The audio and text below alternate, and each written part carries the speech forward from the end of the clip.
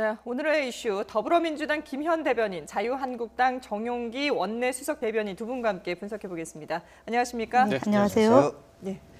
앞서 인사청문회 모습이 잠깐 나왔습니다만은 오늘 이틀째 이낙연 국무총리 후보자에 대한 인사청문회가 이어지고 있는데 어제보다 오늘 좀 더 공방이 이제 좀 가열되고 거세진 것 같은데요.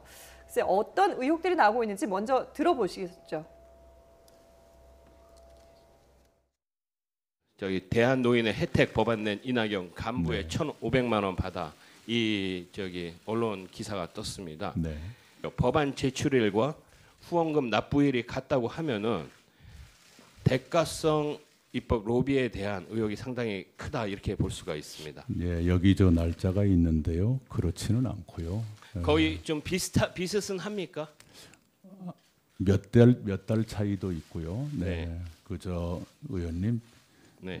굉장히 제 인생이 너무 사거리 짓밟히는 것 같은 참담한 느낌이 듭니다. 네. 무슨 국회의원 하면서 장사했겠습니까? 네.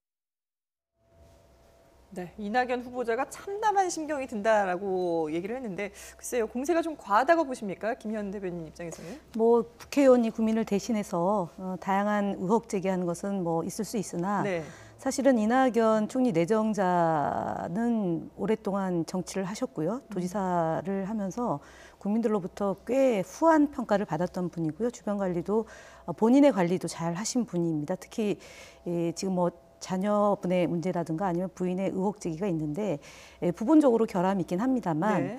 총리로서 이 지금 그러니까 인수위원회가 없는 상태에서 지금 바로 국정이 운영이 돼야 되는 그런 네. 긴급한 상황이기 때문에 저는 그러니까 이낙연 총리 지금 현재 의혹 제기되는 것은 기존의 총리 내정자들이 의혹 제기된 것에 비해서는 뭐 비교적 아주 그 훌륭한 점수를 좀 줄 수 있다 이렇게 봅니다. 예. 네.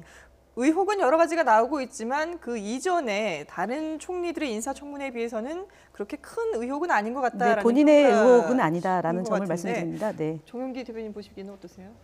네, 일단은 의혹에 대해서 본인이 이제 해명을 하는데 네. 해명이라고 하는 거는 듣는 사람들, 특히 국민들이 납득이 돼야 하지 않겠습니까? 네. 그게 안 되고 있다는 거. 두 번째는 자세 면에서도 자료 제출 요구에 대해서 굉장히 불성실한 이런 점도 지적을 할 수 있겠고요. 네. 지금 김 의원님 말씀하신 뭐 부인의 소득세 탈루 의혹, 또 그림 뭐 강매 의혹 뭐 이런 것들도 있고 위장 전입은 인정을 또 했죠. 네. 그리고 또 자제의 어떤 증여세 탈루 의혹 이런 것도 있지만 본인과 관련해서 오늘 특히 제기됐던 대한노인회 로부터 간부로부터 후원금을 받고 이게 대가성 입법이냐 아니냐 하는 이런 문제도 있지만 네.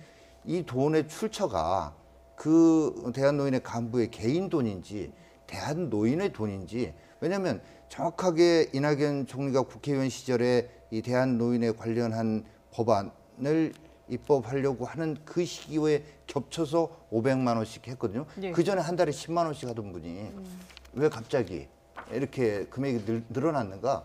이거는 우리 당 청문위원들도 지적했지만 검찰 수사 대상이기도 하다. 그렇게 네. 해서 만약에 이게 대한노인의 법인 돈으로 했다면 정치자금법 위반이죠. 이 문제뿐만 아니고 또 본인이 직접 해당된 게 전남도지사 후보로 당내 경선할 때 소위 권리당원 2만 명을 위한 5천만 원의 돈을 살포했는데 그게 자기가 전에 보좌진으로 데리고 있던 사람이 그걸 했거든요. 네네. 그리고 나서 1년 2개월의 실형을 받고 이제 출소를 해서 도 산하에 뭐 아까 이제 세빈이 아니냐도 있었습니다. 뭐 공무원이냐 아니냐를 떠나서 어쨌건 전남도의 예산으로 해서 임금이 지급되는 그런 자리에 이렇게 됐단 말이죠. 이런 것들을 볼 때 이 부분도 분명히 이게 이 5천만 원이라는 돈을 그 보좌진이 개인 돈으로 썼겠느냐. 이게 이낙연 지금 후보자로부터 나온 돈이라고 한다면 이 문제도 절대 간단한 문제가 아니거든요. 네. 그래서 이런 심각한 문제에 대해서 저희들은 처음에는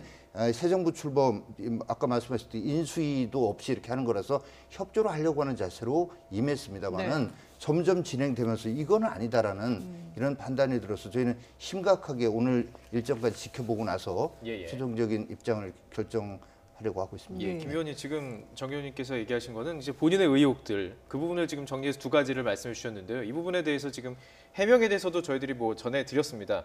고향 뭐 초등학교 후배이라는 얘기도 했었고요. 뭐 어떻게 지금 들으셨습니까? 그러니까 일단은 해명 그 노인에 관련해서는 법안을 원희룡 의원하고 같이 준비해서 제출한 거라고 해명을 한 거고요. 네.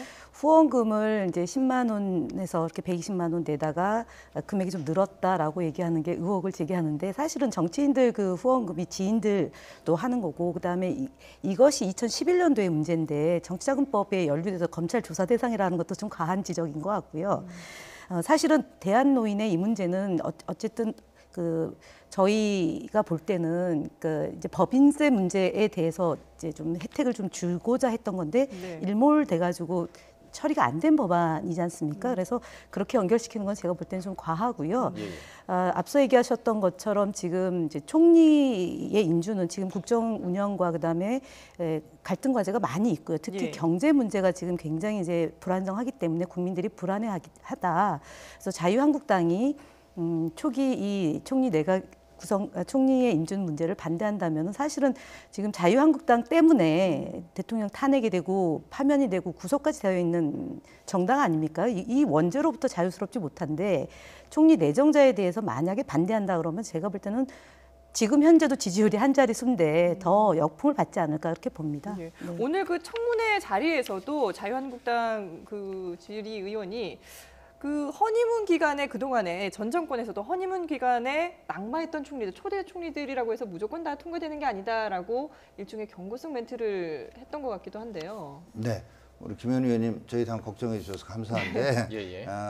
물론 저희가 큰 국정에 있어서 제 집권당일 때 혼선을 빚고 국민들 걱정을 끼쳐드려서 지난 대선에서 저희가 선거로 책임지는 거 아니겠습니까? 예. 책임졌고 지금도 그렇다고 뭐 책임 다 끝난 거라고 생각은 안 합니다. 그러나 그 책임을 제대로 지기 위해서라도 국정이 이제 성공적으로 운영되려면 총리가 정말로 국정 운영 역량과 도덕성을 제대로 갖춘 분이 돼야 된다는 그런 자세로 임하고 있는 것이고요.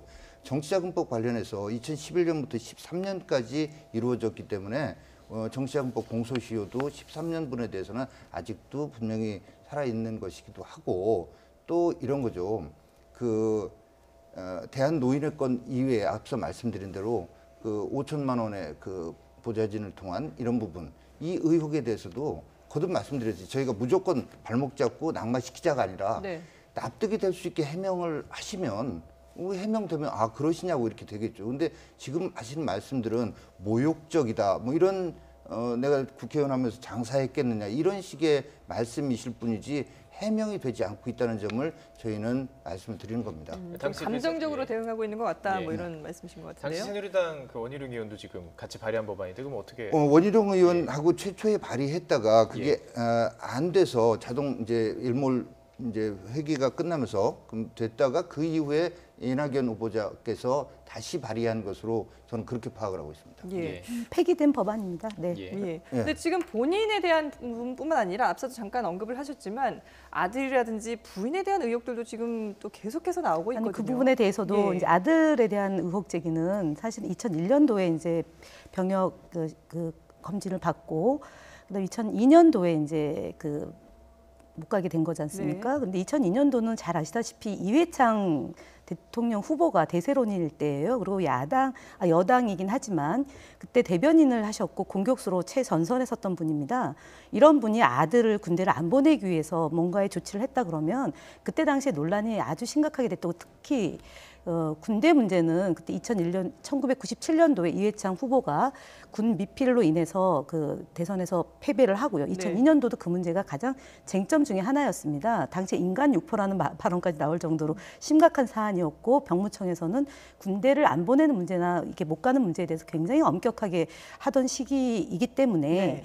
이낙연 도지사께서 그러니까 내정자께서 2002년도에 아들 문제 때문에 굉장히 고심을 많이 했고 그렇게 군대를 못 가게 된 사안에 대해서도 저희들한테 당시에 얘기를 하셨고요. 그다음에 탄원서 낸 것도 그때 당시에 이미 알려진 내용입니다. 그래서 네. 그 부분에 대해서 더 이상 논란하는 것은 사실은 부실한 자녀를 둔 아비로서 굉장히 참담하다는 얘기가 그리고 뭐 12년 동안 공부를 하고 뭐 이런 얘기를 쭉 하셨잖아요. 그래서 그 부분에 대해서는 조금 이제 국민들의 의혹은 이제 해소가 된다라고 보고요.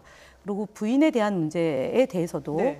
좀 더 간섭하지 못한 점. 그러니까 1989년이면 지금으로부터 한 27년 전 아니겠습니까? 그때 기자 시절에 아마 이제 그 이제 집과 이 뭐 자녀 양육 문제와 그다음에 학교 문제 때문에 예. 그런 게 부정한 일을 했는데 본인이 이제 알고 그것을 원상 예, 회복시켰다 예, 이렇게 예. 된 거고 그다음에 예. 그림에 대한 거는 몰랐고 판매 금액도 900만 원이다라고 얘기했고 최근에 얘기는 사실은 사실이 아니다라고 오늘 또 해명을 하셨습니다.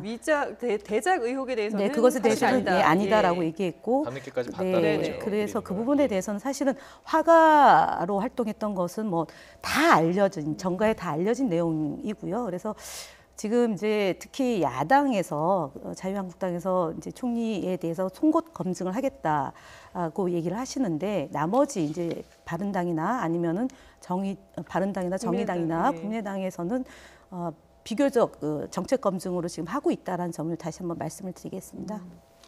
저 조금 말씀드리죠. 아들 문제는 이런 것 같습니다. 그 이후에도 보니까 다른 부위에 어떤 심각한 건강상의 네. 그런 점이 있었고 가정적으로 굉장히 큰 걱정거리였을 것 같아요. 그리고 그 이후 별도의 그 이후로도 결국 군에 갈 수 없게 된 상황이 될 수 있었다. 인정이 됩니다. 어느 정도. 네네. 그러니까 이게 해명이 되는 거죠. 근데 저희가 지적했던 부분 처음에 면제되는 어깨 탈구 이 부분은 분명히 이게 병역 면제되는 아주 대표적인 방법이기도 하고 그 이후에 가려고 막 이렇게 했던 것은 아니다라는 점을 지적했던 것이고요. 근데 다만 아무튼 건강상의 그런 중대한 어떤 저게 있었다라는 것을 알게 돼서 네. 저희 당 의원들도 그 부분에 대해서 오늘 더 이상 얘기 안 하잖아요. 그러니까 예, 예. 이렇게 해명이 되면 그 부분 얘기 안 합니다. 그리고 부인의 위장 전입에 대해서 이걸 이렇게 얘기합니다. 부동산 재산 증식을 위한 그런 위장 전입은 아니었지 않느냐. 자녀의 어떤 학교 이렇게 좋은 학교 보내기 위한 위장 전입은 아니었지 않느냐. 이런 식의 해명은 오히려 분노를 더 일으킵니다.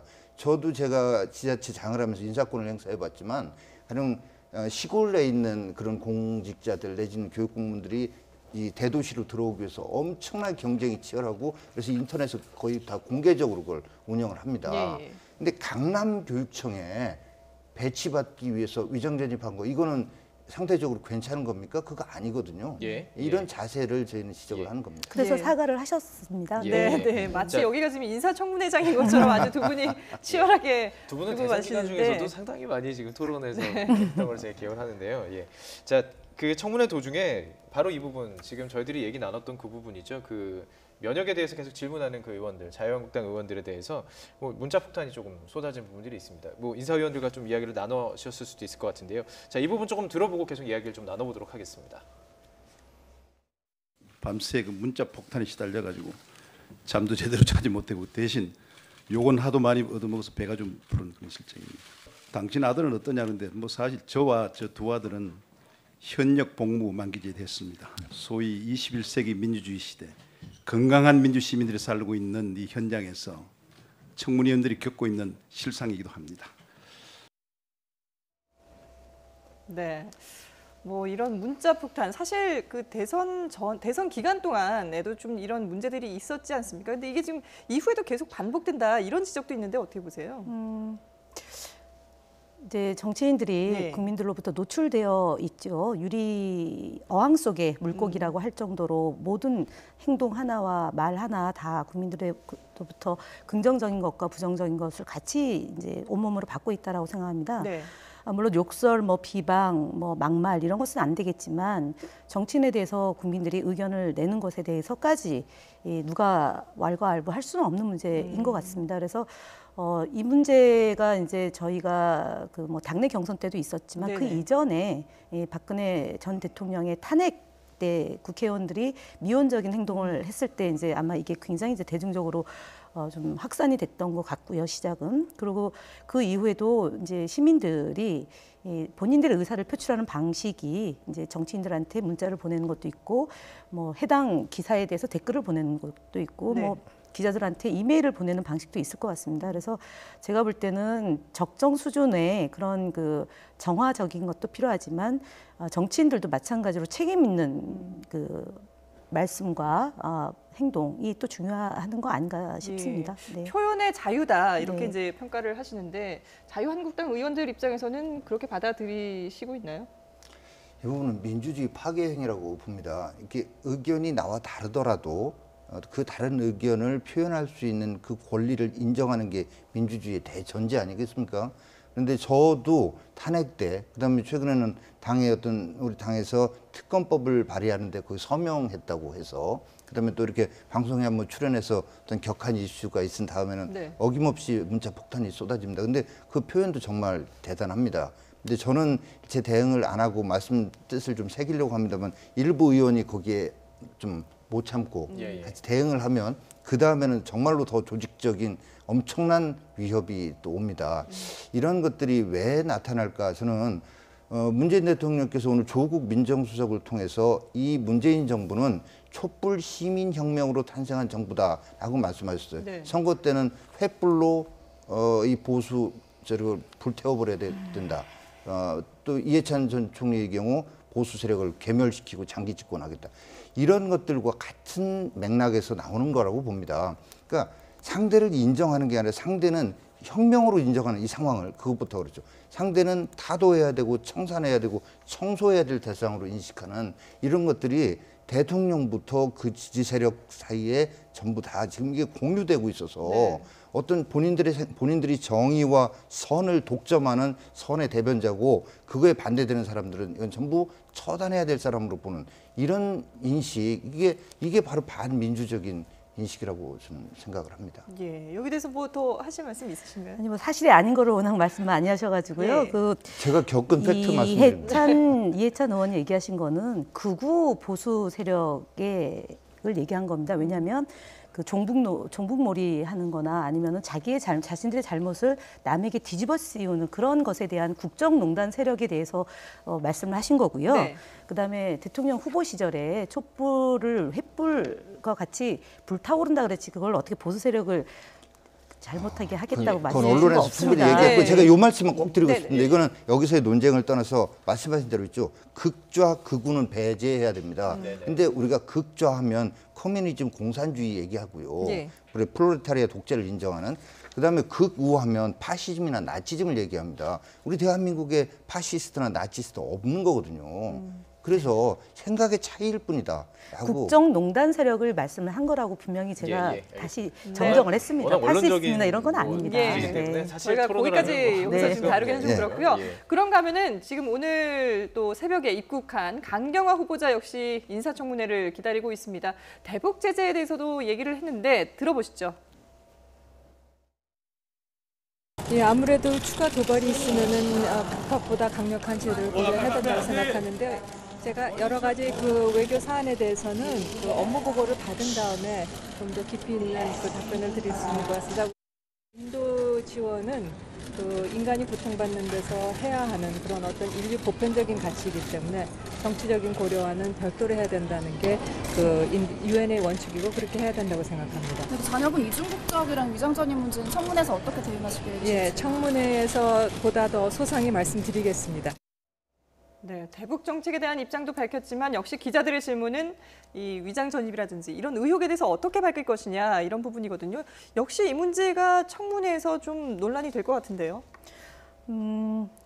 해명을 하신다고 그랬으니까 예. 지켜볼 문제라고 보고요. 지금 이제 외교 문제는 뭐 국민들이 다 그러니까 뭐 주변의 4대 이제 국가들과의 관계도 있고 해서 특히 그 강경화 장관 내정자의 경우는 최초의 외교부 창설 이래 최초의 여성 네네. 후보라는 점에서 굉장히 국민들로부터 각광받지 않았겠습니까? 그리고 인권을 주로 다루는 유엔에서도 외교 무대에서 굉장히 이제 발군의 실력을 갖고 계신 분이기 때문에 결함이 있는 부분은 결함 있는 대로 이제 국민들로부터 눈높이를 맞춰서 비판받을 부분은 뭐 수용하면 되는 거고요. 네. 그 나머지 장관으로서 과연 직무 수행할 수 있는 실력과 능력을 가진 분인지에 대해서 좀 평가하는 그런 청문회가 됐으면 하는 바람입니다. 특히 이제 외교통일위원회에서 다루기 때문에 네. 외교통일위원회 위원들은 좀 각 당에서 좀 중량감 있는 의원들이 많이 이제 포진해 있습니다. 그래서 그 타당성, 그때 당시의 상황과 현재 상황을 잘 비교해서 청문회에 임하지 않을까 싶습니다. 네. 예. 그 이낙연 후보 내정자 청문회에서도 지금 뭐 안보관이라든지 이쪽에 관해서 자유한국당이 계속 질문을 던졌습니다. 지금 얘기 들어본 내용도 도덕성 검증 외에 이제 자재 검증으로 들어가도 대북관에 대해서 분명히 질문하실 것 같은데요. 어떤 식으로 질문이 나올 것 같습니까? 먼저 위장전 위중국적 문제에 대해서는 본인도 청와대에서도 인정을 했습니다. 예. 했는데 이제 그러면서 이제 능력이 있다면 괜찮지 않느냐. 근데 이게 뭐 이중국적 그다음에 이제 뭐 이중국적 뭐 조금 다르지만은 위장전입의 경우에는 분명한 실정법인 주민등록법 위반이거든요. 네. 그럼 능력이 있으면은 불법해도 괜찮은가? 그리고 대통령 스스로 5가지 원칙을 제시하면서 이 원칙에 해당되면 고위공직자 안 하겠다. 네. 그래서 찍은 국민도 많이 있어요. 근데 이렇게 스스로 원칙을 허무는 부분 지적하고 있는 거고요. 그다음에 뭐 그 역량과 관련해서는 공항에서의 인터뷰 내용이 바로 저분의 한계를 적나라하게 그대로 나타내는 거라고 봅니다. 그러니까 대북 문제와 관련해서 북한 핵과 미사일 위협이 이렇게 커지니까 그 문제는 기자들 질문하면 예. 그 문제는 유엔의 대북 제재라는 국제 공조, 국제 제재의 틀 속에서 생각해 봐야 될 문제다. 그리고 인도주의적 지원은 분명히 그거는 필요한 것이지만은 그 인도주의적 지원이 군사적 목적으로 전용되는 이런 것들에 대한 검증도 필요하다고 본다. 네. 라고 얘기하는 것이 외교 안보 책임자 수장으로서의 모습이다. 그런데 지금까지는 저분이 외교부에서도 국제기구 국장을 했었고 국제기구 안에서도 인도주의와 인권 문제를 얘기했어요. 인도주의와 인권이 중요하지 않다는 것이 아니라 네. 그 부분은 인류가 지향해야 될 이상. 어찌 보면 공자님 말씀, 당연한 거, 옳은 얘기하는 거거든요. 네네. 근데 실제 현실 외교는 국가 안보와 국익이라고 하는 첨예한 이익이 충돌하는 과정에서 거기엔 도덕도 도의도 법도 없는 이런 게 외교 현장이거든요. 근데 이런 부분을 고려하지 않고 저렇게 나이브한 유화책을 얘기하는 저런 분이 국가 안보 외교적인 역량 이걸 컨트롤할 수 있겠는가 이런 것에 대해서 저희는 검증을 해볼 필요가 예. 있다고 봅니다. 네네. 지금 말씀만 들어봐도 강경화 후보자에 대한 인사청문회 역시 공방이 준비를 상당히 만만히 거셀 하는 것 것이라는 같습니다. 예. 예상이 되는데요. 앞으로 만만치 않을 지켜보도록 것 같습니다. 하겠습니다. 자, 그런가 하면은 오늘 문재인 대통령의 취임 후에 첫 수석 보좌관 회의를 주재했습니다. 이 자리에서 대통령이 받아쓰기 그리고 결론이 없는 또 계급장도 없는 이른바 산무회의를 지향하겠다라고 밝혔는데요. 박수현 대변인의 얘기 직접 들어보시죠. 이견을 말해야 할 의무가 참모들에게 있다. 여러분은 대통령의 참모가 아니라 국민의 참모라는 생각을 가져야 한다라고 제안하였습니다. 국무회의도 바로 이 같은 기조를 유지하길 바란다. 이 회의가 받아쓰기가 필요 없고 회의 자료도 필요가 없는 회의로 진행이 될 것이다 라고 이야기했습니다. 네, 오늘 그 회의 장면을 봐도 양복 재킷이나 넥타이 없이 와이셔츠만 입고 이렇게 좀 자유스러운 분위기에서 예. 다양하게 얘기하는 그런 모습들도 볼 수 있었는데 예전과는 확실히 좀 확 달라진 모습인 것 같아요. 사실은 박근혜 정부가 이제 탄핵되는 과정에 수석 보좌관 회의를 좀 이렇게 제대로 하지 않고 비서실장 주재 회의를 많이 했고 네. 결정해야 될 때를 뭐 놓친 게 많이 있었던 거죠. 그리고 단적으로 이제 세월호 때 이제 그것이 극명하게 드러난 것인데 노무현 정부 때 수석 보좌관 회의와 좀 이렇게 조금 더 발전되어 있는 건 분명히 맞습니다. 근데 이제 그때도 수석 보좌관 회의를 대통령께서 주재를 하셨고 네. 그리고 여민관에서도 마지막 그 이제 여민관을 그 비서실 에 있는 직원들하고 예. 같이 해서 사용을 했던 공간이기도 합니다. 예. 근데 이제 대통령께서 그러니까 이견이 있어도 얘기를 하라고 얘기하신 거는 아주 전향적으로 발전하고 있는 거고요. 그리고 네. 특히 젊은 비서관들이 많이 포진해 있기 때문에 그리고 정치를 했던 이제 전직 의원들도 들어가고 또 다양한 의견을 갖고 계신 분들이 이제 수석 보좌관 회의에 참석을 하게 되면 훨씬 더 그 국민을 위한 진짜 국민을 위한 참모라고 얘기를 했던 그 말처럼 청와대가 국민들로부터 지지받는 그런 그 청와대가 되지 않을까. 그러니까 국민의 정부, 참여정부에 이은 문재인 정부가 지금도 뭐 85% 정도 잘할 거다라고 기대하는 것만큼 네. 훨씬 더 국민들의 박수를 받지 않을까 싶습니다. 거기다가 지금 뭐 특수활동비도 좀 조정을 하고 또 대통령의 어떤 공식 업무 이외의 그 모임이라든지 저녁 식사 비용이라든지 이런 건 다 사비로 지출을 하겠다라는 부분은 좀 평가를 할 만하지 않을까 싶은데요. 그럼요. 특수활동비에 대해서 하신 말씀, 그다음에 공사 비용의 엄격한 대한 구분 이런 부분은 정말 훌륭하신 거죠. 그리고 특수활동비 이번에 이제 뭐 아낀 부분을 뭐 어떻게 또 이제 좋은 데 쓰시겠다고 합니다. 근데 내년에 30% 삭감 편성하겠다고 그러는데 편성만 그렇게 할 게 아니라 구조적으로 개선할 부분이 없는지 좀 해주셨으면 좋겠고 오늘 뭐 그 수석비서관 회의하는 모습 아주 보기 좋습니다. 다만 대통령께서도 스스로도 받아쓰기 하지 말라고 할 때 웃으시잖아요. 그러니까 그게 뭐냐면 전임 대통령하고 차별화를 너무 의식하시는 것 같아요. 아, 너무 의식을 한다. 그래서 지금 받아쓰기 하지 말고 계급장 없애고 결론 없애자 그러는데 때로는 받아쓰기도 해야 되고요. 때로는 계급장도 필요합니다. 그리고 결론 낼 땐 내야지. 그럼 결론 안 내고 계속 얘기만 합니까? 그래서 너무 차별하는 거 신경 쓰지 마시고. 결론을 내고 회의를 시작하지는 않겠다. 뭐 이런 의미였던 뭐 그런 것 같고요. 의미이시겠지만 그리고 이런 겁니다. 반드시 이견을 얘기해라. 그것도 어떻게 운영하느냐에 따라 다릅니다. 저도 어떤 부분에 있어서 제가 이견을 좀 얘기하라고 보좌진들하고 회의할 때 보좌진들이 먼저 합니다. 저 결론이 지금 정해져 있다고. 그럼 안 하거든요. 그러니까 아무튼 저런 자세 계속 잘 유지하셨으면 좋겠고 너무 전임자하고 차별화 의식하지 않으셨으면 좋겠습니다. 의식을 해서 오히려 좀 보여주기다 이렇게 평가를 하시는 것 같은데요. 김현 대변인 어떻게 보세요?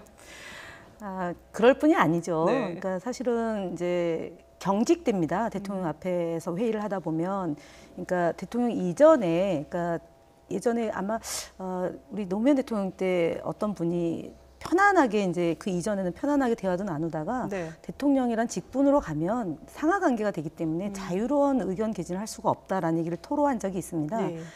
그렇기 때문에 그거를 잘 아는 이제 그 대통령께서 참모들에게 국민의 참모다라고 얘기하는 것이 그런 걱정이 좀 있기 때문에 경직되지 말아라는 취지로 말씀하시는 거고요. 받아 적지 말라는 얘기는 뭐냐면은 창의적인 내용으로 그러니까 토론을 해야 되는데 머리 숙이고 적기만 하는 거 아닙니까? 그러면 안 된다. 그러니까 머릿속에 안 된다, 사실은 받아 적지 않으려면 머릿속에 완벽하게 자기의 생각과 과제에 대한 게 있어야지만 그게 가능하거든요. 그래서 그러니까 진짜 준비를 잘해라는 의미로 받아들여야 됩니다. 받아 적지 마라, 아니면 결론을 미리 정하지 말라는 얘기도 저희가 얼마 전에 왜 송 전 장관이 왜 NLL 관련해서 그때 이제 결정 과정에 대해서 이제 다른 얘기가 나왔지 않습니까?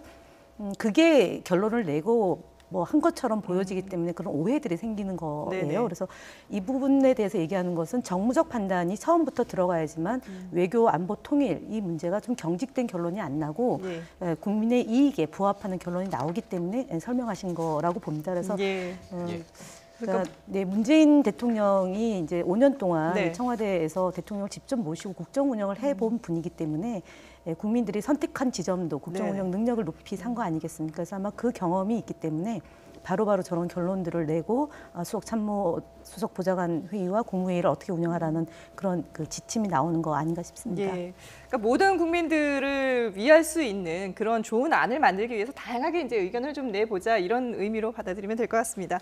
지금까지 더불어민주당 김현 대변인, 자유한국당 정용기 원내 수석 대변인과 함께 얘기 나눠봤습니다. 두 분 말씀 잘 들었습니다. 감사합니다.